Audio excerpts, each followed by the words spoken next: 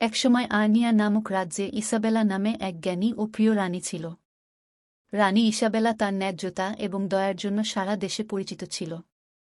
তিনি মৃদু হাতে শাসন করতেন এবং সর্বদা তার লোকদের উদ্বেগের কথা শুনতেন।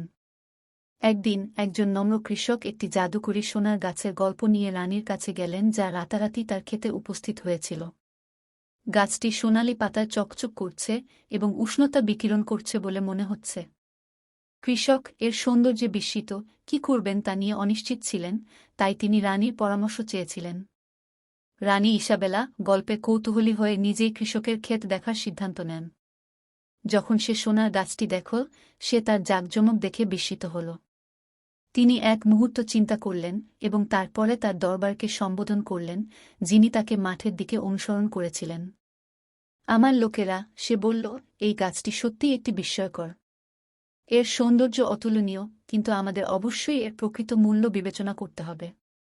আমরা আমাদের রাজ্যকে সমৃদ্ধ করতে এর সোনালি পাতা ব্যবহার করতে পারি, কিন্তু কি মূল্যে? রানী তার উপদেষ্টাদের তাদের চিন্তাভাবনা জানাতে আমন্ত্রণ জানালেন। কেউ কেউ রাজকীয় কোষাগার পূরণের জন্য পাতা সংগ্রহের পরামর্শ দিয়েছিলেন, অন্যরা সতর্ক করেছিলেন যে এই ধরনের পদক্ষেপ গাছের সৃষ্টিকারী জাদুকরী শক্তিকে রাগান্বিত করতে পারে। রানী ইসাবেলা প্রতিটি মতামত মনোযোগ সহকারে শোনেন। অনেক আলোচনার পর রানী ইসাবেলা একটি সিদ্ধান্ত নেন। আমরা সোনার পাতা সংগ্রহ করব না, তিনি ঘোষণা করেছিলেন। পরিবর্তে আমরা গাছটিকে প্রকৃতির উপহারের প্রতি আমাদের কৃতজ্ঞতা এবং সম্মানের প্রতীক হিসাবে দাঁড়াতে দেব। আমরা এর সৌন্দর্যের প্রশংসা করব এবং এটিকে শোষণ না করে প্রশংসা করতে শিখব। রানীর সিদ্ধান্ত মিশ্র প্রতিক্রিয়ার সাথে দেখা হয়েছিল। কেউ কেউ হতাশ হয়েছিলেন তাৎক্ষণিক সম্পদের আশায়, অন্যরা তার প্রজ্ঞার প্রশংসা করেছিলেন।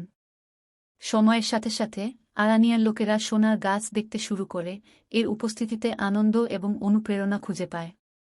শিল্পীরা এর উপমা এঁকেছেন, কবিরা এর সৌন্দর্য নিয়ে শ্লোক লিখেছেন এবং শিশুরা এর শাখার নিচে খেলেছে। বছর পেরিয়ে গেছে এবং রাজ্যটি এমনভাবে বিকাশ লাভ করেছে যা তারা আশা করেনি। স্বর্ণবৃক্ষের প্রতি ঐক্যের অনুভূতি এবং ভাগ করা শ্রদ্ধা মানুষকে আরও কাছাকাছি নিয়ে এসেছে। তারা সৌন্দর্য, অনুপ্রেরণা এবং সম্প্রীতির মতো প্রকৃতির অস্পষ্ট উপহারের মূল্য দিতে শিখেছে।